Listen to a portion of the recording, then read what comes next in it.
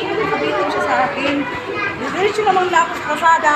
Pag-limit mo, wala na sa... Sa'yo yung sinulat ni Angel? Sa'yo? Sa'yo yung sinulat ni Angel, be? Hindi, kay Eliana kasi kami pa lang si Eliana. Hindi pa nagsusulat si Iliana? Si Angel nagsusulat. Hindi na nagsusulat eh. Si Angel na tinulungan. Kanina pa siguro sa tapos siguro. Binasulat si Angel lang, boy. Ikaw, natapos ka na lahat? Pati doon sa kabila?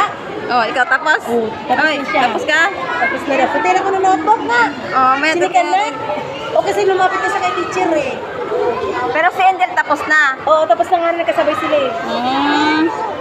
Ayan, pipinasan niyo na. Bakit ikaw nagpasa, Angel? Angel, bigyan mo kay Iliana. Ang dalawang notebook. Oh, bakit ikaw nagsusulat? Pambira. Ah, Ginagaya niya sa notebook.